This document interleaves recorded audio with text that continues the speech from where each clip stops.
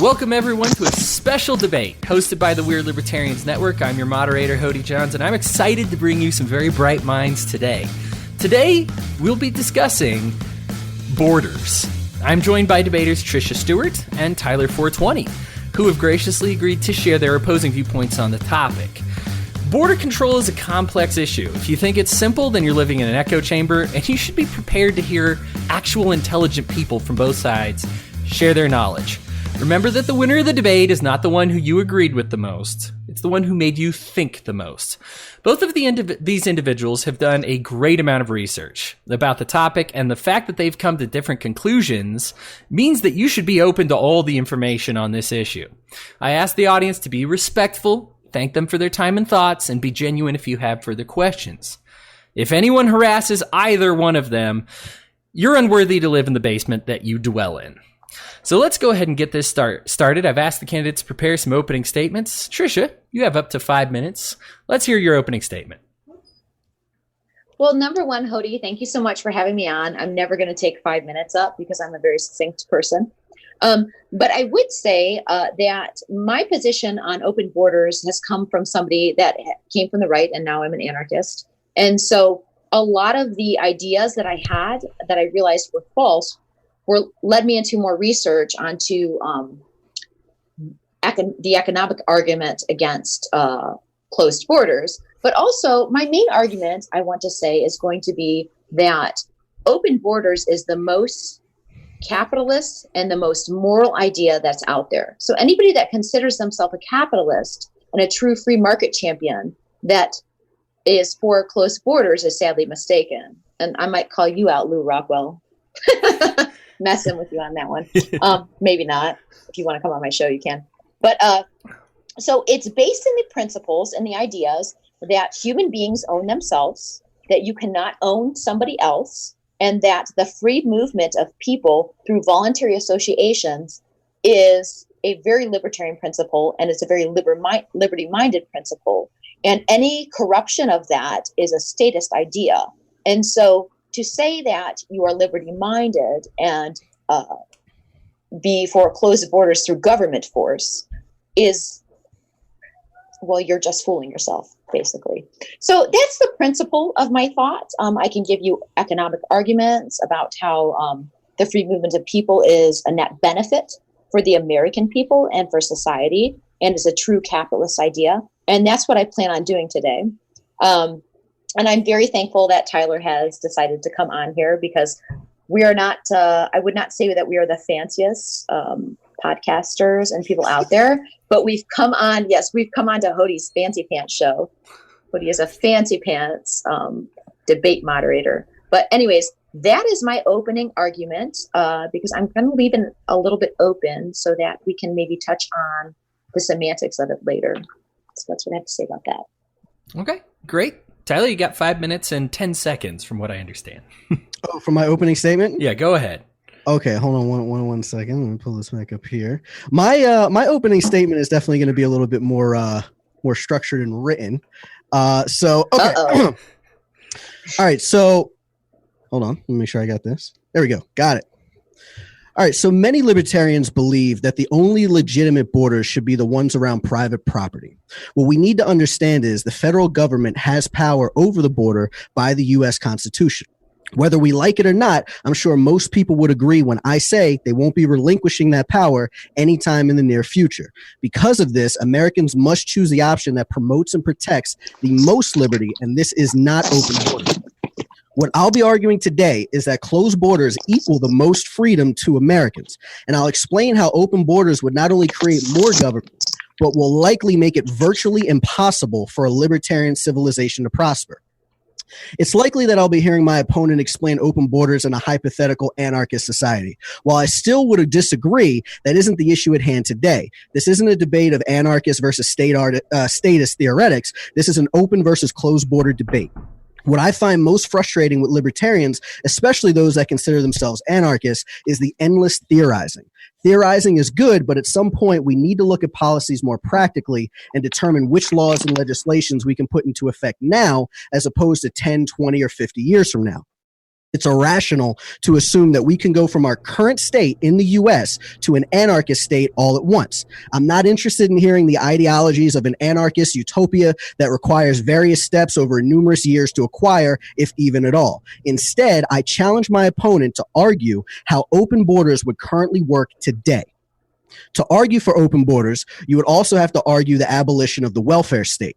And while I'm sure that most of us can agree that the welfare state should be incinerated and buried, achieving both in the U.S. is a pipe dream. Most Republicans oppose open borders, just as most Democrats oppose removing welfare programs. To argue that both parties in the House and Senate would somehow be willing to vote against something that is so deeply embedded into their separate ideologies is nothing more than wishful thinking. Even if you could somehow find that mystical unicorn to bring the tribes of the forest together, I would have you consider this. Immigrants currently make up a quarter of all poverty in the country.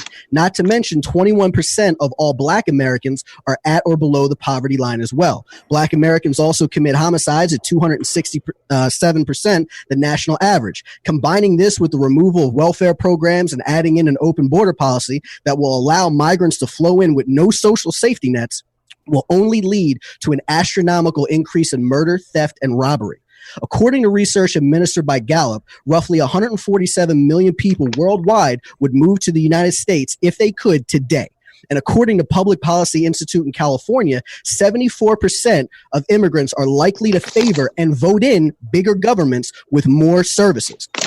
The obvious question then becomes, how would that push libertarianism forward? The answer is it wouldn't. It's clear that that would only further the blockade against our core objective, which is liberty. Not to mention that because of the unlikelihood that the welfare state will dissipate, flooding our borders with immigrants will only increase the welfare state, adding more children to public schooling, consequentially increasing taxes. Keeping the border closed prevents foreign voters from tipping elections in their favor and blocks a foreign totalitarian culture from taking over. There are no superior races of people, but there are superior cultures. Yes, I believe that America has a great culture compared to many other countries. I don't want to invite all of Somalia to live in the U.S., where 95% of girls face female genital mutilation. I don't want to invite all of Afghanistan to live in the U.S., where a woman that cheats on her husband could be stoned to death. In Afghan and Lebanon, it's currently legal to rape your spouse. So do you believe that these cultures are equal to ours? Of course, I would like to help as many refugees as possible, but not at the risk of letting in people that oppress them in the first place. This is why we need to monitor and vet the flow of migrants into the country. Not to mention that the U.S. has many enemies, and it does not matter if you believe that we started it or they did. The fact is we do. PolitiFact estimated that 19% of Muslims in the world are likely to be extremists. When you have roughly 1.6 billion Muslims worldwide, that equates to 300 million radicals that are dedicated to the death and destruction of Western civilization and its inhabitants. These are people that open border advocates will ultimately allow in. Personally, the question I would ask regarding would-be citizens is, are they coming from a culture of liberty? If not, why would we blindly assume that they will preserve liberty? Would you import thousands of communists into the country? How would that make sense for a group of people that want less government? And to answer the question I'm sure most have, yes, I'm advocating for government workers with guns to prevent the unauthorized from touching down on our nation, because I believe that some ends do justify the means. So I would ask everyone listening, are you willing to risk the country and its freedoms that you currently have just to hold on to a purist position on open borders? Okay. We'll get into all of that. Tricia. There's like 4,000 points there. He got off a bunch. So yeah. So we're going to start. I asked the candidates I asked the debaters to write questions for each other. So Tricia, we're going to start with you. Tyler had actually 2 questions for you, and he generously donated his 3rd question to the We're Libertarians audience. So you're going to get 3 questions from him. You'll have 3 minutes to respond to each one, and then he will issue a 3-minute rebuttal afterwards. So question number 1, Tricia. With the absence of discrimination towards cultural differences at our borders, what is stopping millions of communists from entering our country and voting in socialist policies? Well, number one, you have to start with the premise that voting makes a difference in culture. And then you have to also start with the premise that culture can change what the government does. These 2 things are false. So I can't argue that point, being as it's a false premise. So communist ideas, number one, we live in the largest empire in the world that is the most coercive and possibly, I would say, socialist empire. So to think that we are not the same as them is quite different. And then also culturally, I did a little research on, how things change culture and people come in and wanting entitlements. It's actually really a false premise. So what Tyler's probably going to do is throw out a lot of false right-winged ideas of the premise that these people are coming over to change culture and take things. And that's actually quite untrue. In fact, if you look at research, immigrants and even illegal, and I use that term loosely, immigrants do not change culture. Pretty much one of the only reasons that they vote Democrat, and I would go to the point that voting Democrat or Republican is the same thing. You're still going to get the same person in office. The reason they do that is because of border control and not because of entitlements. And so if you look at open border societies where they let the free movement of people go in and out, it's not a cultural issue. A lot of people point to like Great Britain and this influx of this, I want to say a Muslim or Islamic culture. That's a very different animal because of the fact that they're a closed border society. So a lot of the things he's referring to, I just reject outright because of the premise of it. What was the second point to the question that he asked me? So the discrimination towards cultural differences at the borders, and then what is stopping millions of communists from entering our country and voting in socialist policies? Well, we already vote in socialist policies because we're a socialist nation. So I'm not really sure where the argument is there. I just kind of disagree with the premise of it. The entire taxation system in the United States is socialist. And then, most of the people that take entitlements are legal American citizens. So we kind of already have that mentality. I'm not really sure why the free movement of people would affect that. Okay. Let's move on to the next question. His next question, are you willing to admit that you would violate the non-aggression principle in circumstances that benefit your own self-interest? And if you would, how is it then any different than violating the non-aggression principle to enforce closed borders? I would not. That's it. I just won't do it. Okay, I'm a principled person. So you that would was not, an easy one. All right, softball, Tyler. You would not violate the non-aggression principle. Until I follow up. I wouldn't. I would not. Okay. Absolutely. I cannot initiate violence. I abhor violence. I won't do it. Okay. Question number 3 from the Weird Libertarians audience. Yellow fever and tuberculosis once wiped out huge populations of America, and afterwards Americans screened for new immigrants at Ellis Island for having diseases. This saved tens of thousands of lives, most likely hundreds of thousands or even millions of lives. Would you also oppose the same protective measures today? So what I would say, in my ideal society, I'm not going from a purist standpoint, which he thinks that I will. I would still say I'm pragmatic enough to know the world we live in. So I do not think necessarily that the Ellis Island version of immigration is, I think it's better than what we have. I mean, people wait 18 years and have to be rich basically to get into this country. And I think that is a better version of the immigration policy we have now. I do not necessarily think it is a violation of the non-aggression principle to say you have an infectious disease and you can't come here.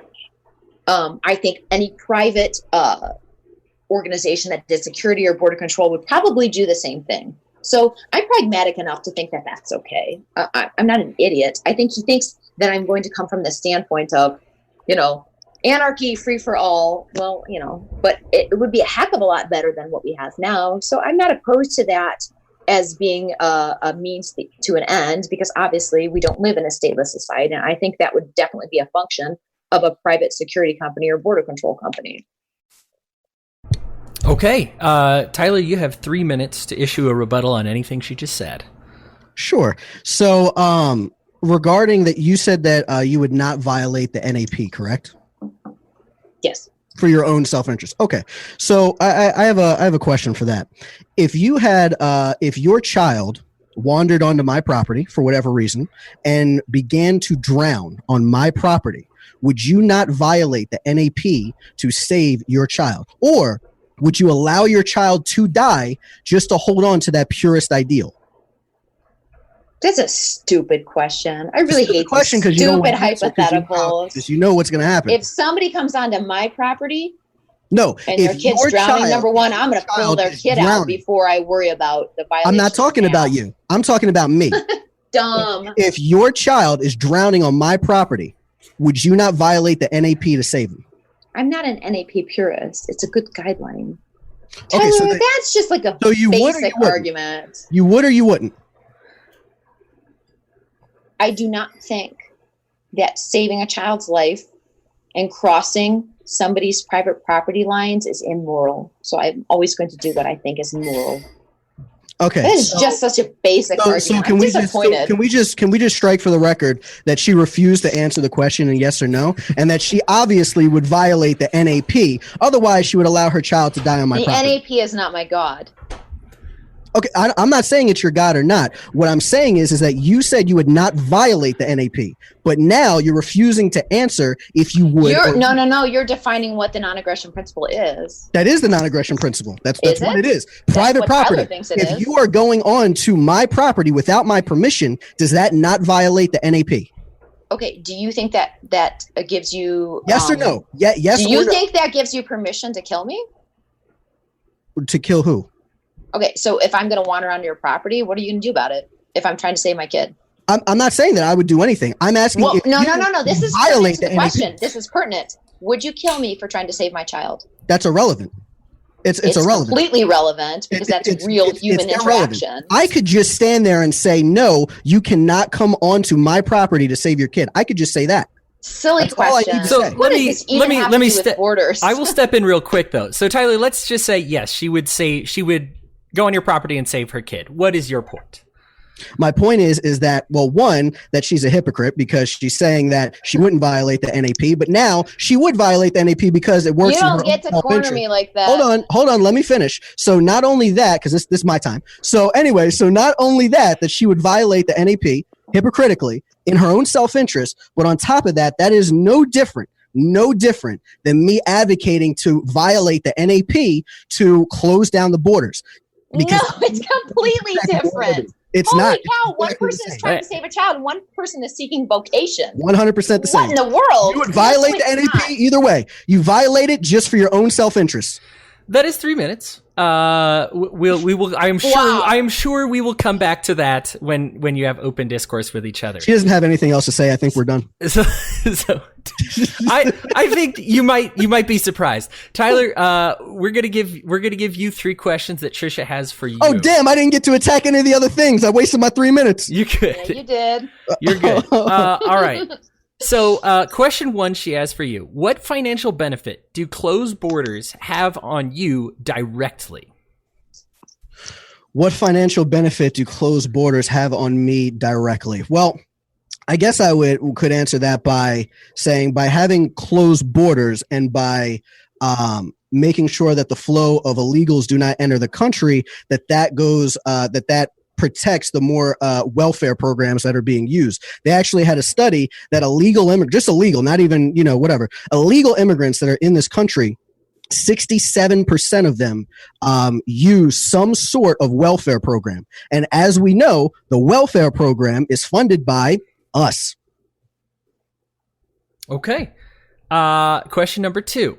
What specific qualifications or criteria should a legal immigrant meet? I think it goes back to what I said is that, we have to look at if they are coming from a culture of liberty, if they're coming from a culture of freedom, because freedom is downstream from politics. I was watching one lady, she was great, and she was talking about it, and it was totally right that culture is downstream from politics. So just to even argue that our culture is not superior to other cultures. I'm not saying every culture, but to say that our culture is not superior to other cultures, to say that any culture is not superior to another is just fucking retarded, right? So you're saying that cultures where they allow the rape of women or the cutting off of hands for stealing a fucking apple, you're saying that culture is in no way worse off than the culture that we have. That you are living in some fantasy delusion that I would not want to be part of that psychosis. Okay. Question number 3. What potential dangers do you foresee with an open border policy with Mexico?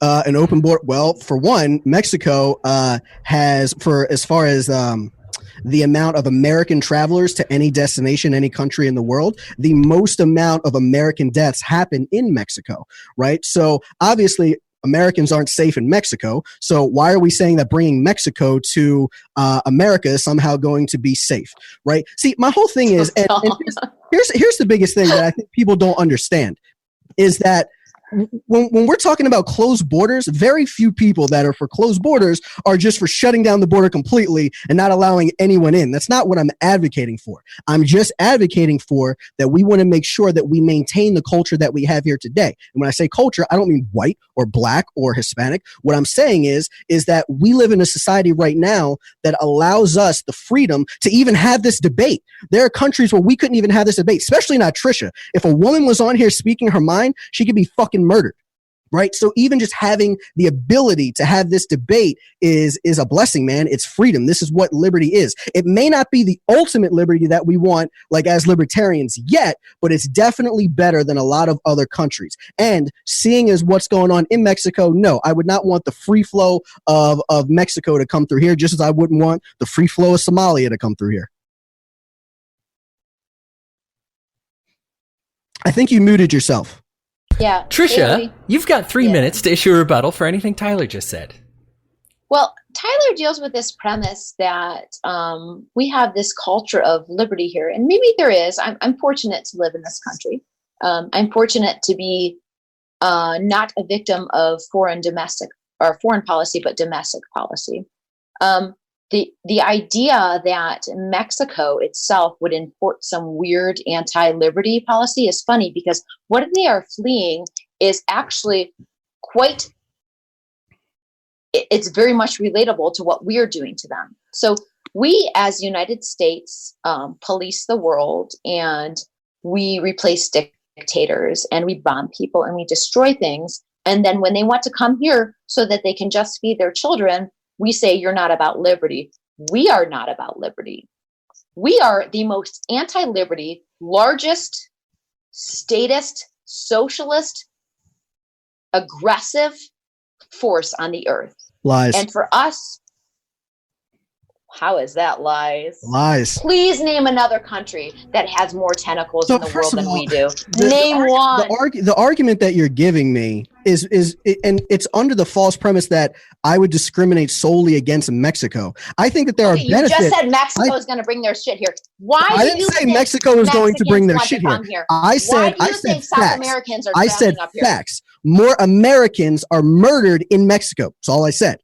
Right? Why do you think that is so? Do you even understand the drug war? What I said. Do you even understand our tentacles? If I could answer. You ask me a question if I could answer. Wait. Tyler. You're going to add like 3 questions? Did not run guns and fuck with the drug war and do what we did, do you think any of those people would give a shit about coming here? And if they did, who cares? That couldn't matter less. It does not matter how we got there. It doesn't matter if we shot first, they shot first. That's irrelevant. All that matters now is where we currently Your arguments are falling so flat. I'm really disappointed. Not. All you're doing is throwing up your hands and saying, oh my God, that's not a good argument, because you don't know how to answer. You don't know how to challenge it. I'm going to push on pause, Tyler. Yeah, Tricia, you've still got another minute here. Okay. I will allow you to rebut her rebuttal in a minute, Tyler. Okay. So what I am saying is that even regardless if they're legal or illegal, this whole cultural thing and people trying to bring some sort of socialist, we are the largest nation in the world, and we're the most socialist. It's a mixed market. We fund everything we do through theft. And so the reason a lot of people want to come here is because we're not the largest nation in the world. Tyler, let her finish. We have the most tentacles. We are the busiest government. The busiest government. I'll let you argue. I'll let you hash out the facts in a minute. These are all lies. You get to say whatever you want. She gets to say even lies for the next 30 seconds, Tyler. Okay. But I'm going to bring you truth, baby cakes. Yeah. So these people are migrating to the U.S. because of this situation in their countries. A lot of the reason that their countries are in this situation is because our foreign entanglements and our interventions in these countries. I'm not saying it's 100% responsible, but the largest empire in the world has tentacles that reach far and deep. And if you dismiss that as a force, the biggest economy in the world, the largest war state in the world, and you don't think that us overthrowing dictators and invoking a drug war has anything to do with it, that's so silly. Okay. And if you fear people moving for cheap labor, what in the world? It's just so stupid. It's so anti-market. It's so free trade. All right. So, Tricia, I've got another 3 questions for you now. These questions are from me. They're the toughest questions. Hi, Odie. Oh, hi. They're the toughest questions that I have on the issue. Oh, shit. Personally. So here's my 3 questions for you, Tricia. Number 1, you got 3 minutes again for these. While it is true that crime rates along the border are actually less overall, rates of human sex trafficking, underage prostitution, rape, burglary, and murder are all higher for border cities than the rest of the nation. The primary difference in these numbers is largely due to the illegal immigrant participation. What solution do you have for those who live along the border and that are affected by this activity? Well, I would say number 1, private security. So a lot of people make the assumption that because I am for open government borders that I'm for like unlocking your house, which is really stupid. I'm definitely a fan of security.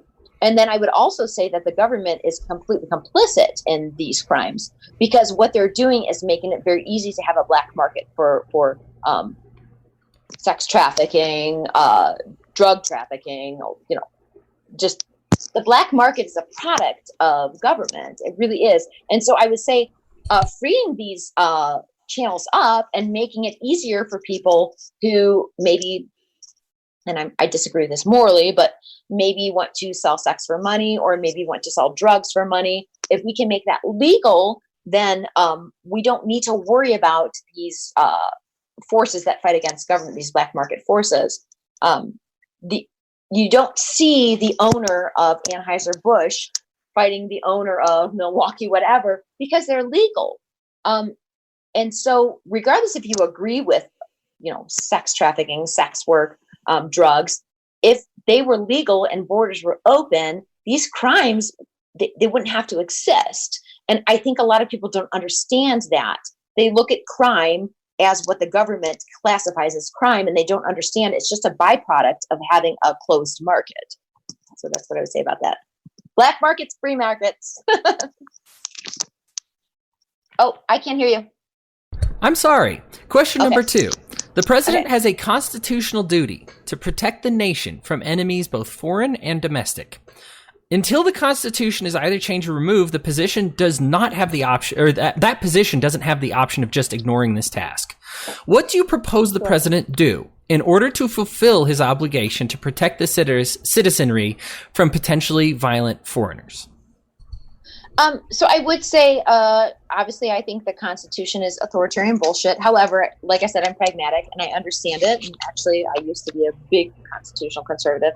So what I would say that he should not do is what he's doing and what the previous sitting presidents have done since, I guess, probably before the 1860s, is not be able to declare war without congressional consent. So maybe that might be a good start. And then also, if you look at it through a lens of the Constitution, his authority relies not on himself, but on congressional approval. And so maybe not making sanctions around the world, maybe not getting involved in foreign entanglements where we're overthrowing dictators or we're sending troops without congressional consent into countries and pretty much just fucking with what's going on.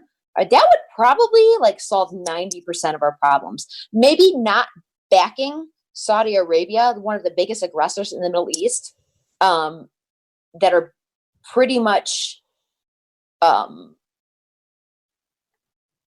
they're killing children at a rate that's larger than the Holocaust right now. They're probably, so if we just got ourselves out of all that and stopped aggressing, and even if the president just stopped saying stupid shit, threatening North Korea. Yeah, North Korea is small. They're not going to do a lot of stuff. Maybe not flying bombers over Iran. Maybe if he just worried about the country and stopped doing what the fuck he was doing, we'd be in a much better position. And so the president can stop agitating and can stop having power or using power that's not actually in his authority, although it doesn't really matter because a piece of paper doesn't really give authority. So anyways. Sure. Question number 3. Okay. While the average immigrant, legal or illegal, is less of an economic burden on the American than the average taxpayer, this measure is only true among those who are already here.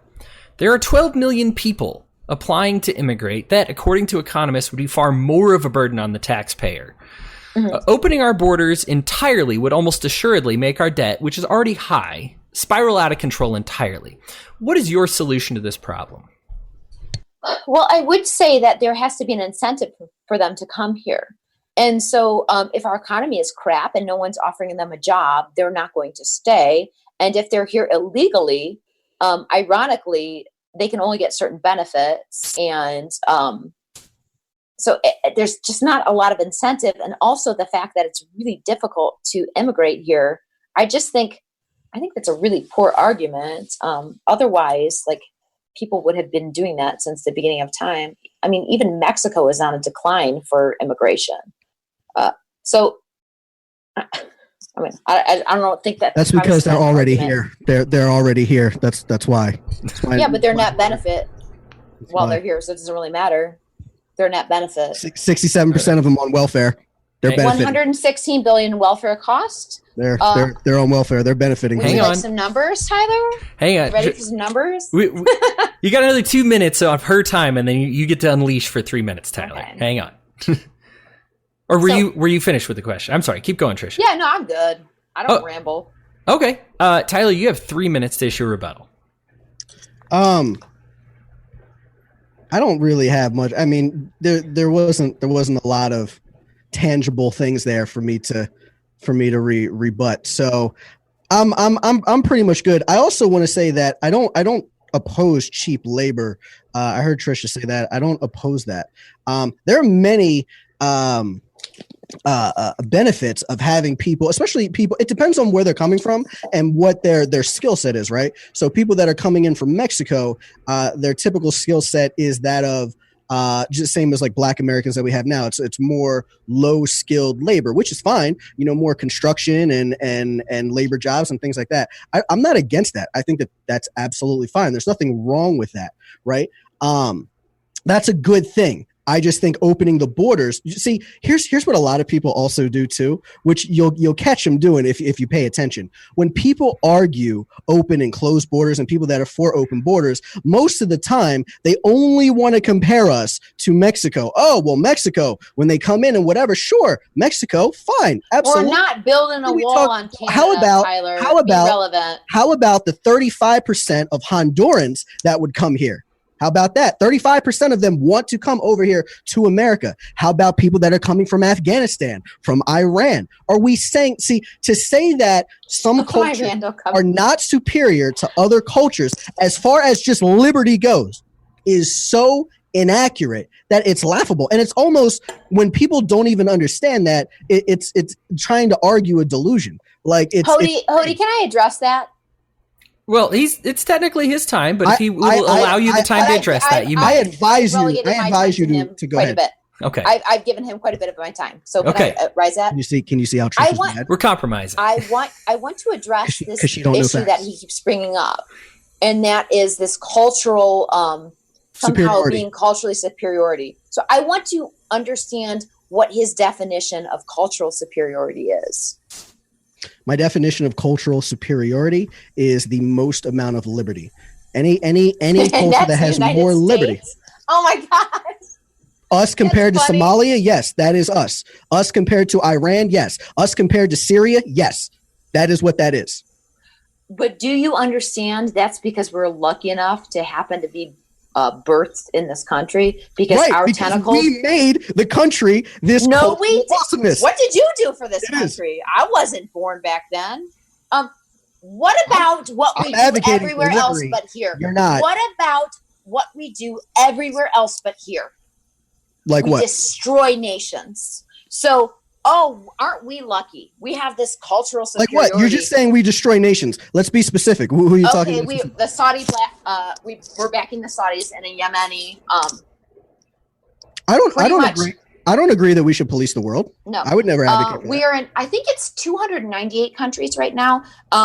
We have our hand in every country, every continent, overly involved. We move political processes. We overthrow leaders. We manipulate banking systems. We overborrow. We are like the worst people in the world. Our culture is shit. Tyler, I'm going to let you address what she just said. We are at 3 minutes, but just if you want to quickly address what she just said, and then I've got three questions for you. So what I would say to that is I would say I don't advocate for the slaughtering of other nations. No, you're just cool with the production of it for us. I don't know if you heard Hody. We're fine. I don't know if you heard Hody from my time. So I don't advocate for anything like that. And I would want to pull our troops back, and I don't want us to police the world. I don't think that it's right. Not at all. But that is a completely separate issue. It is not at all. In this country. She just can't refrain herself, can she? That we're talking about what's in this country. And it's a direct result of us. Hold on. Are you arguing? Hold on real quick, Hody, I need to ask this. Are you arguing that we are not more free in this country than many other countries? Are you arguing that? I'm saying we are. Because and that's it. Done. She agrees. No, I'm saying we are because we decimate other people, and that's immoral. Okay. Immoral. Tyler, a warlord can be free as he wants to be. You all are doesn't about. Make him right. You're all like doesn't make him right. You guys are about 10 minutes away from a back and forth where I'm going to let you go against my better judgment. But first things first, Tyler. I got three questions for you. Okay, so number one. In order to make the wall a reality, there are ask me questions. Who are these? Oh, these are from the fans? Oh, these are my questions. So the second set that Trish answered from me. These are from me. Okay. Yeah. So number one, in order to make the wall a reality, there are huge obstacles in the way. It is internationally illegal to build within 20 miles of the Rio Grande. Also, much of the property along the border is private property, and even President Trump has said he would have to use, this is a quote, militant eminent domain, unquote, to make the wall happen. Would you be willing to seize property and break international law to make the wall a reality? I would not. I do not believe in eminent domain. I think that is a huge violation of people's rights. So I do not agree with that. I don't. And here's another thing too. I don't pretend to know the answer to everything. Like I know 1% of 1% of politics, right? There are so much more that I learn from people, like talking with people like Trish and talk with other people that have opposing views. And it gets me thinking of, well, what could the solution be? But I also want to say, just because I may not have the answer, or maybe I disagree with that, I don't agree with eminent domain, does not mean that I think that there is no answer. There's some answer that I haven't come up with yet, or that I haven't found that makes sense yet. So anyway, no, I do not believe in eminent domain.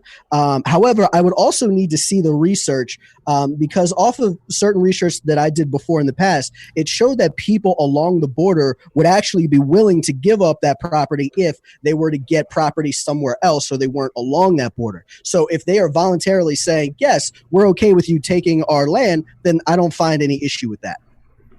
Okay. Question number two.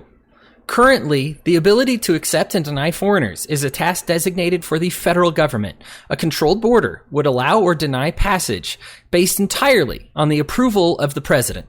Would you respect the order of a president to deny passage entirely, or allow all entries entirely, even if your opinion differed? So I believe that, well, first of all, the president does have that. Sure, you can say that the president has the say over it, but the president is not the say all to say alls. He can't just do anything. Contrary to a lot of popular belief, he can't do any fucking thing that he wants to do, right? So yes, but I do believe, yes, the U.S. Constitution does say that he has that power to instill that. Not him specifically, it just says the United States, but sure, that he has the position to do that. What I would also say is America has a vested interest in protecting our people, right? Just like say that if you were a business owner and you had 100 workers that work for you, right? You have 100 employees. If you found out that outside parties were harassing your employees, maybe assaulting your employees or whatever, you have a vested interest in keeping them safe. These people are not your friends. They are not your family. I'm not even using that analogy, right? These are just your employees. You have a vested interest in keeping them safe. So yes, would you not take whatever measures you needed to take to ensure that they still come to work, to ensure that they still contribute, right? So it's the same thing with the U.S. government. They have a vested interest in protecting our citizens. Okay, question number 3. Factoring in taxes, GDP contribution, and welfare, the average American worker costs the U.S. over $14,000 every year, while the average undocumented worker costs the U.S. just over $10,000 a year, even according to the FAIR Institute. On top of this, economists agree that their cheap labor contributes a lopsided amount to the GDP, 3%, and helps keeps things like foods and fossil fuels much cheaper than they would ordinarily be. How do you economically reconcile your stance? So I think this is going under the premise that I believe that money is just the say-all for everything. I wouldn't sell my morals for $500, right? So it doesn't matter to me if immigrants coming in are contributing or illegals. I'm sorry. It doesn't matter if they're contributing less. What I'm arguing is, and that's good. I'm glad that they are. That's awesome. We could fucking learn something from that, right? So I think that is good. What I'm arguing is the culture that we have in the United States. That's been my whole argument. My argument is that we need to vet and make sure that we are bringing the right people over. Right? Hang on, Tricia. Hang on, Tricia. Lord Jesus. Tricia, you're 2 minutes away. Hang on. The same problems, right? Most of the people that are coming here right now, that are immigrants, 70% of them are coming from Asia, and they are coming from Latin American countries. We're not seeing the same issues that we would have if they're coming from certain European countries. We're not having the same issues if they're coming from Syria, Somalia, Iraq, Iran. We're not having those issues, right? So it's silly to even argue. What even are you talking about? It's silly to even argue that, right? The cultures are completely different.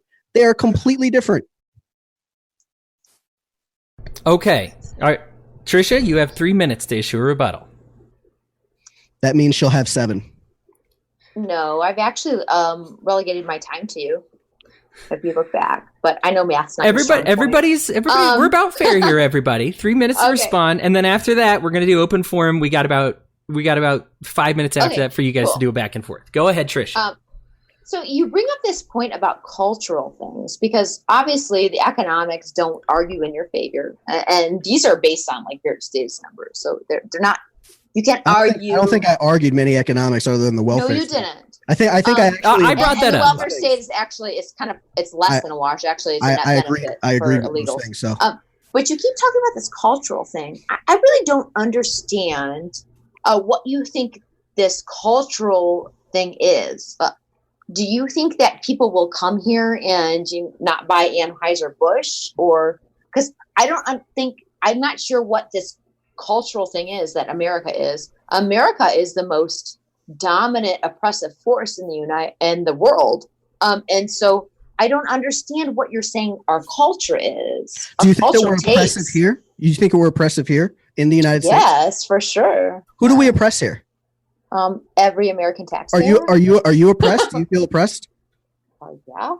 You do? I just had to give up 33% of my income. Do you feel more or less oppressed here than you would in Somalia? That's a moot point. We're talking about America. You can't do comparisons. You're saying you just said culture. You said you don't understand. I'm trying to break it down for you. Oppression is oppression. We're still on Trisha's time. You can answer it fully. So Tricia. When I get extorted on the side of the road, and when I get told to show my papers, when I get my income stolen from me, that's oppression. And the people that are violently dominating me are the people in Washington, D.C., and they're at the Columbus State House. And those people are my enemies. If I was worried about somebody from another country coming here and trying to work for food, well, they never took a damn thing from me. Not a damn thing. And every politician and every RD absolutely did. Okay. Show me how that's wrong. So we'll go ahead and turn it to open forum now. There's no You are free to interrupt each other without me saying, "Hey, stop it." So you've got. You can still say that. So you've got. We'll go for another 3 minutes. I want this to take about an hour. So, or I'm not 3 minutes. You got about 6 minutes to kind of go back and forth. Go ahead. So I'd like to answer. Go ahead. So one thing that I think is hilarious, just is that she is arguing that she feels oppressed compared to many other countries where she would be murdered for even. I didn't say that. Right, I never said that. She said that she was. Did you not say you were oppressed? I would say the government oppresses me. Rewind the tape. Violent, dominant Rewind force. the tape. She said that she was oppressed. I think this is. I am oppressed by the government of the United States. There is oppression, sure. But also, what I would also argue is that. Why are you making it seem as though oppression and aggression is all equal? All forms of aggression are equal. I never said that. Don't put words in my mouth. That is what you are arguing. 100%. I'm not arguing that at all. I want to be very clear here. I'm talking about being oppressed, state force. Being oppressed like Tricia is talking about. Being oppressed like Tricia is talking about. I'll wait till she's finished so I can talk. I never said that. I'm saying the U.S. government is oppressive around the world and to my liberty. And I'm allowed to say that because it's fucking true. You can't put words in my mouth, Tyler. That's not how this works. I'll wait. That's the end of that. That's the end. Okay, cool. So yeah. So to even say that, to even allude to that oppression is the same. It's not. I want to be very clear. I want to be clear. Okay, forget about that. I want to be clear. We'll talk about it separately. I want to be very clear that this type of aggression, when you're talking about taxation, I don't fucking like taxation. I don't like that bullshit, right? But that is nowhere near the same as people that have their fucking hands cut off. Right? I'm not worried about people cutting their hands off. It's not the same. Our police force that would maybe jail you for stealing something is not the same thing as somewhere else where they would fucking murder you for it. It's not the same. They will murder me. It's not the same. No, the police will murder me. Oh, the police will murder you? Oh my God, they do it daily. The police? Oh yeah. How many white women in America get murdered unjustly? Oh, you're bringing race into it. No. You said they would murder you, so I want to bring that up. How many? How many just women in general? Dude, forget about race. How many women in general are wrongfully bringing race and sex? How about just not even? Let's just say wrongfully. Let's not even say wrongfully murdered. You're the one who brought up that you would be murdered. So how many women? Just how many total women? Forget race. Forget why they were. How many women are murdered by police in America? Can you tell me that? I can think of one that was violently. I can think of one that was violently murdered recently, for sure. Well, I'm sorry to hear that. What are the statistics? Are you sorry? I have one woman that wasn't. Matter? Oh, I have one woman that wasn't violently murdered. But we're talking. I didn't know that numbers anecdotal. Morality. These are anecdotal. It's anecdotal evidence. So where are the fucking statistics? Their rights violated. Less people having their rights violated is okay than more people having their rights violated. I don't offhand have how many women are shot. I do have 1,000 deaths a year on the police fatally shoot 1,000 people a year. I don't have. Yeah, you can go to that site too. 1,000. No, I looked up that thing too, and it's roughly 1,000. I think it's a little bit over, but it's like 1,000 people that are shot by police a year, right? But that does not equate. That does not equate to wrongful killings. It doesn't equate to wrongful killings. It's just police killings. Nothing to do with numbers. Yeah, and I'm not trying to. Yeah, that's overall killings. Oh, did you hear that, Hody? Morality has nothing to do with numbers, but you want to go ahead and argue that somehow people from different cultures coming over here is going to be the same. I'm not talking about violent murder. I was talking about the economics. False comparison. Economics. Is morality not the same? Is morality not tied to culture? Now, are you asking me? I mean, that's. I would ask anybody who would answer. Is morality not tied to culture? I think morality is very personal. I think culture has an influence on it. I guess if you're asking me.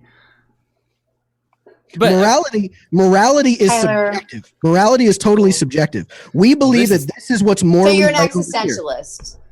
We believe that this is what morality is over here. In other countries, dude, like I talked about in my opening statement. Why would a government have anything to do with morality? You're not a libertarian. Explain to me how you have countries like Afghan and Lebanon where they made it legal for you to be able to rape your spouse. Explain to me. That's what they believe is moral. They believe that is morally right. We're not better. Oh, we're not better because we don't allow the rape of innocent women here. Okay, yeah. Listen. I'm good. I'm good with everything I had to say, Hody. I'm good. Hey, comparing what other countries do to us does not make us less responsible for what we do. Everyone download my mixtape. Comparisons, that's a very slippery slope. I could walk up to somebody that's the most evil person in the world and compare myself to them. Doesn't matter if I'm a shitty person. If they're a rapist or a murderer, I'm going to be better. Does that make me irresponsible for my transgressions? It does not. So I want this to go for... Comparisons are a weak man's argument. I want this to go for about exactly an hour. So let's go ahead. Better. Let's start our closing statements now. Tricia, you get to go first. You got 5. Do I? You've got 5 I'm full... not going to take 5 minutes. Uninterrupted minutes, but you can take every single one of them. Can I say this right before she goes on? Oh my gosh. I believe that what Tricia is going to say in her closing statement is that she wished that she never came on here to debate Ty 420. This is over. Hold on. We're not declaring winners in the middle of this thing, please. I'm just kidding. The winners... Even though we get a little heated, I like Trish. I respect her. You both are winners for coming on. Yeah. You guys are, honestly, you both done a great job. So let's not... You got 10 minutes to not mess it up. 5 minutes apiece. So okay, I'm not gonna take my full 5 minutes. Go ahead though, Tricia. I just had a really good time. Thank you, Tyler. It was fun talking about the ins and outs. I wish we could have dug deeper on philosophy because that's kind of where my position has stood for. What I would say, or has been rooted in, what I would say is that there is not a strong economic argument against illegal immigration, and there is no moral argument, hands down, against it. And so what I would say my position lies on being morally consistent, and then it's also backed up by numbers. And so it's a net benefit to our economy. I think that a lot of the position that people take on the right, or Tyler considers himself a libertarian conservative, which I'm not sure. Maybe he's a banana octopus. But I consider myself your daddy. Oh, do you? Maybe you have no idea. I do like Tyler a lot, and I take none of this. I don't take things personally. Trust me, I have enough people that hate me on like social media, so it's fine. But I would say if you're going to make an argument, make it rooted in numbers and truth and morally consistent. And I think this goes to a lot of people. I used to be a conservative, and I looked at false numbers and comparisons, and then I looked at the numbers of what illegal immigrants bring to us versus our debt versus what they give to the economy and what they take from entitlements. And it's actually a net positive. So I have to think of, when I come to that position, then why am I opposed to it? And a lot of it is just fear tactics. And it's the mainstream media and the government making me, oh, Tyler's doing this, I'm going to do this. Making me think that, a bunch of people are going to change my culture when, hey baby, when literally my culture is to be free. It's for the most people to be able to seek the most liberty around the world. And it's for me to make the most free associations with people. And that's my ultimate goal. So anything that facilitates that, I'm game for. And I don't think that borders facilitate that at all. They're a large socialist bullshit idea, and I reject socialism. Therefore, I reject closed borders. That's okay. Great. Tricia, Tyler? Oh, and fuck the state. Okay. You didn't get enough swearing in on this episode. I feel like this is way too mild-mannered. You got it. Tyler, you've got 5 uninterrupted minutes. Go ahead. Sure. Do I have uninterrupted minutes, Tricia? Is that what I have? Oh, my gosh. So, firstly, I would like to salute Tricia Stuart for agreeing to discuss her opposing views with me today. Too many people look at debates as simply gotcha moments, acceptable ways to humiliate others, or to see who has the loudest voice. All of my typical joking and controversial discussions aside, what I've always been more interested in is finding actual solutions to problems and ensuring our country thrives. The quintessential pillar, protecting liberty. This is only possible through intellectual conversations with contrasting people. So in that regard, Tricia has my respect. I'd also like to thank We Are Libertarians for hosting me on their platform and giving me the opportunity to speak what I believe to be true, protecting the culture of the United States from would-be usurpers. I'm certain that I will not have been able to convince the entirety of listeners of my argument, perhaps not even the majority. But rest assured, when a totalitarian culture takes over the U.S. due to opening our borders without prejudice, libertarians and anarchists can be happy knowing that they have stayed purists while America turns into modern-day Somalia. Now, I've seen some libertarians condemn the Constitution completely, as Tricia has here today, and others that would say that they would live by the NAP instead. I think that this is hilarious. The NAP for some libertarians seems to be held as the indisputable law of the land, like the Bible is looked at by Christians.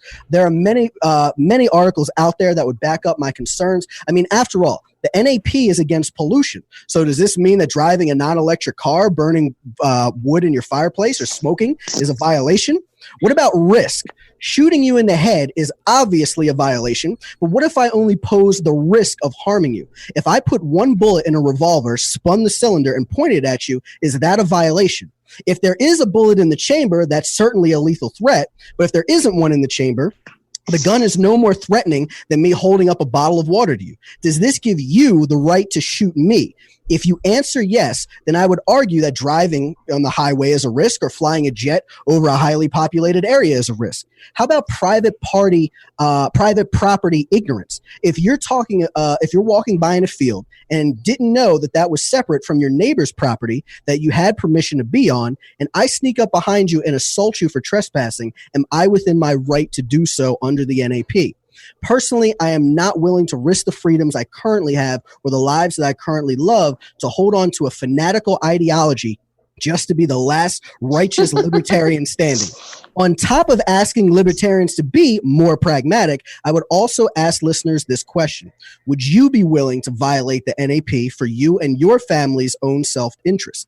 If you can come up with a circumstance, some situation, some occurrence where you can admittedly say yes, then I ask you, how is that any different than violating the NAP to keep the borders closed and protect the liberties of the United States? Make America great again. Trump 2020, baby. All right. Both, thank you. Wow. Thank you so much. Oh my goodness. For coming on the show, guys. Okay. This is certainly this episode is going to be lit.